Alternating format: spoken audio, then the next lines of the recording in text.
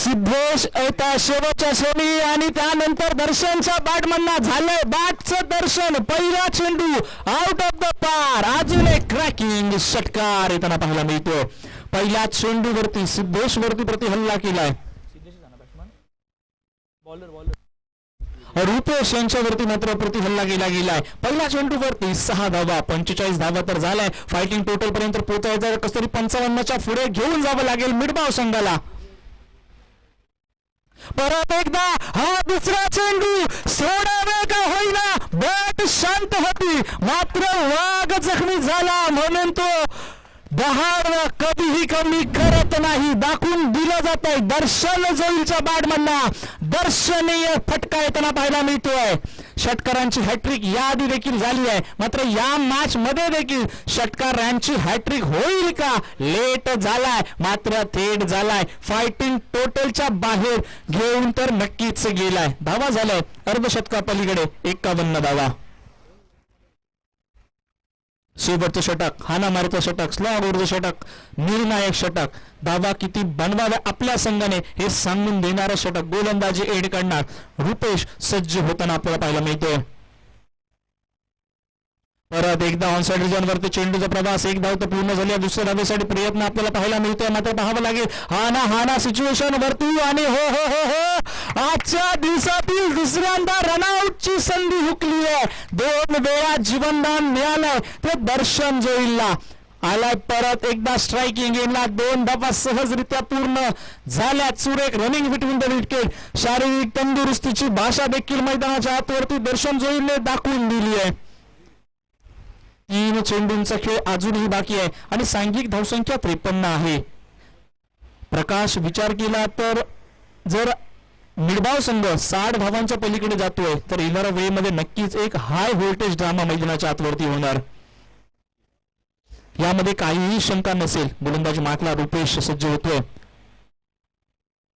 परत एकदा चेंडू टायमिंग प्रॉपर. ताकद आहे ताकदीचा वापर. DRCC package champion. अजून एक वजनदार दमदार सिक्सर. 6 धावांसाठी हा चेंडू सीमारेषा पलीकडे जाताना पाहायला मिळतो. शेवटच्या चेंडूवरती षटकावरती मात्र जोईल आता मात्र आपल्या बॅटचं दर्शन देताना पाहायला मिळतोय. कातवन मधना बिलॉंग करणारा हा खेळाडू आज मात्र देवगड तालुक्यात आपल्या बॅटचं पाणी समोरच्या गोलंदाजांना पाचताना पाहायला मिळतोय. जोईल आज आपल्या बॅटचं दर्शन देताना पाहायला मिळतोय मैदानाच्या आतवरती.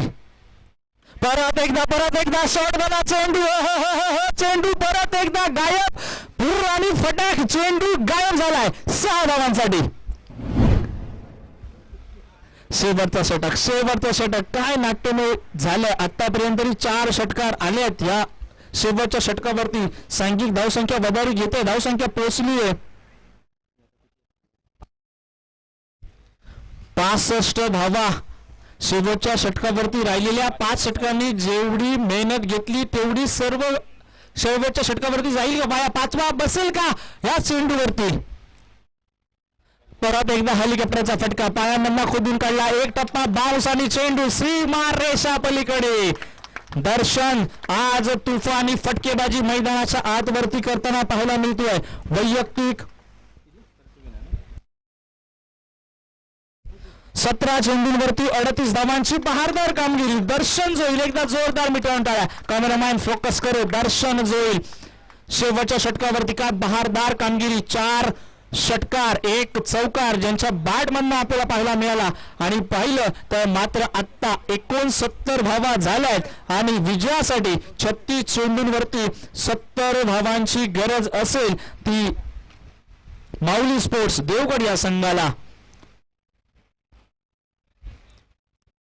दोन्ही संघ कर्णधार श्री गांगेश्वर कट्टा आणि वेदा हॉलिडे रिसॉर्ट दोन्ही संघांच्या कर्णधारांना विनंती असेल आपण टॉस का